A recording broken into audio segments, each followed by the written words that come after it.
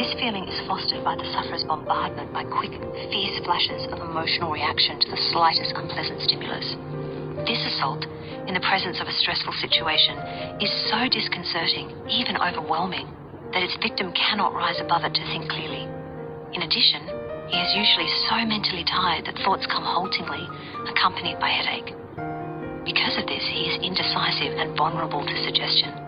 He feels no inner strength on which he can depend, no inner self from which he can seek direction. It is this lack of inner harmony holding his emotions, thought and action together, which leads him to choose the word disintegration to describe his condition. Old-fashioned sayings can be surprisingly apt when describing nervous breakdown. For example, the saying, "pull yourself together," describes so well what such a person feels he should do.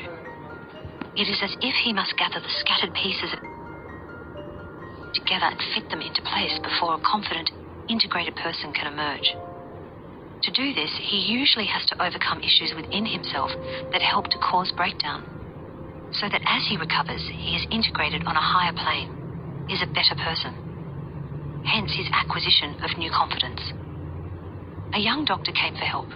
He had lost confidence after a series of domestic mishaps, and his nerves were so tired from fear and worry that his work suffered. To give a simple injection became a battle.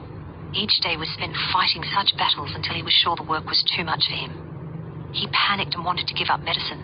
He used the term disintegration when describing his state. I explained the cause of his apparent disintegration and emphasized that he could continue successfully if, instead of meeting each situation with tense determination to overcome it, if he were to relax, accept his present condition as temporary, and float past the reactions aroused by any aspects of his work that now dismayed him.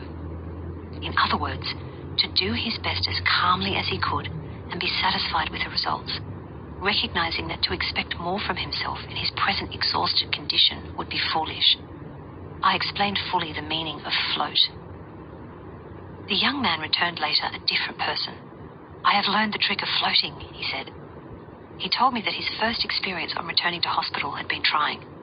He had been obliged to give an anesthetic which, in his nervous condition, had seemed particularly difficult. To make matters worse, the surgeon, scalpel in hand, had turned to him and said, "I suppose, young man, that you know this patient has a weak heart?" The young man was on the verge of laying down his tools when he recalled my words. He knew he was capable of giving the anesthetic, so he floated past the destructive suggestion that he could not do it, reminded himself that this was only a thought, released it, and quietly went on. He had no more trouble. I do not advise all sufferers from nervous breakdown to stay at their posts, particularly at such a difficult one as this. Each person's problem must be assessed, and it is sometimes wiser to leave work temporarily. Do not be alarmed by the term disintegration if you've not heard it before. Your personality has not truly disintegrated. Your adrenaline-releasing nerves are merely oversensitized by fear and continuous tension, and your mind slowed by fatigue. This creates the illusion of disintegration. When your emotional reactions calm, you will quickly feel integrated again. You are now passing through a very temporary phase. Integration and confidence return together. One depends on the other, and both depend on peace of mind. What causes setbacks? A setback usually comes in two stages. First, a sufferer's sensitized reaction to some disturbing circumstance or memory, and then his alarm at the return of the old familiar nervous symptoms. While some sensitization lingers, stress can trigger the return of many, if not all, of the old symptoms. If the sufferer understands and accepts this, they gradually subside.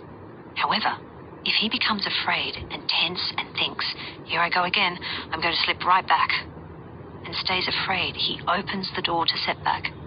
It's the second fear, the fear of setback itself, that he adds, that can entrench him in setback. A sensitized body can continue to react intensely and swiftly to stress even when the sufferer understands and has reached a stage where the symptoms no longer upset him. Physical recovery so often lags behind understanding and acceptance that it's good to be prepared for an occasional flash of sensitivity. Being prepared is the best defense. More time must pass. The way is always on and through, always onward. With enough practice going into and out of setbacks may threaten, even come, but they no longer frighten. And when a setback no longer frightens, it passes very quickly. Indeed, it is is no longer a setback. It is not even a halt. It's simply an accepted, even expected experience on the way to recovery. A new feeling is born. In the beginning, you may not be able to follow confidently the advice given in this book, firmly grasping your nettle. The most to be hoped for at first is that you decide to try to do as shown. You will find that the decision will give you a new feeling. Admittedly, a little shaky at first, but nevertheless a new feeling will be born. Your confidence grows and hope comes into the picture as you see the method work. The return of confidence plays a big part in determining the rate of your recovery. Remember, the power of a muscle depends on the confidence with which it is used. You may despair again and again. This is not important if you remember never to despair completely and are always willing to pick up the pieces and go on. If you do this, you will one day feel the confidence you need so much. It will be born from your relaxed acceptance of all the strange sensations associated with your breakdown and the determination never to admit defeat.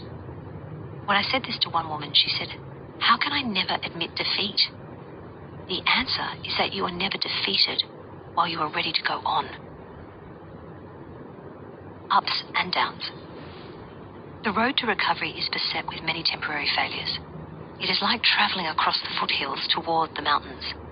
You travel downhill so often that it is difficult to realize that despite this, you are still climbing. This up and down aspect of recovery is exhausting and frustrating. I remember one young man saying, "I'm tired of being up one minute and down the next. I'd almost rather stay down all the time and be done with it." It is true that just when you think you have turned the corner and are feeling well, you can have one of your worst setbacks. You can waste much energy trying to discover why this happens. A patient will say, "I had a wonderful week last week, doctor, the best yet, and then on Saturday and Sunday I felt terrible, as bad as ever. How is this possible?" It may have been some trivial event that drew her back, but is it so important to find out? Strangely enough, it always seems so to the sufferer. It is important only to realize that tomorrow is another day and could be the best yet, however upsetting yesterday or today may have been. Do not measure your progress day by day. Looking forward, hopefully with confidence, is a tremendous help. It draws you past the yesterdays, past today, past the tomorrows, until you find recovery. The slipping back process is easy to understand. The past holds so many fearful memories for the person who has had a nervous breakdown. Even a slight setback will find a host of them ready to engulf him. It takes time to dull these memories. But after he has pulled himself out of a few such reverses, he despairs less readily, and confidence grows from each experience. When you have achieved confidence by your own effort, nothing can take it away again. No future defeat can quite destroy it. It may seem in moments of despair that it is gone, but the memory of past successes, however small, gives you the courage to try again, and so defeat is defeated. So, recognize that disintegration is no more than bombardment by exaggerated emotional reaction accompanied by slow, confused thinking and is caused by emotional and mental fatigue. Integration will return with peace of mind and peace of body. Confidence is born by going on despite defeat. Despite ups and downs on the road to recovery, the main direction is upward. Confidence earned from your own experience will never leave you completely.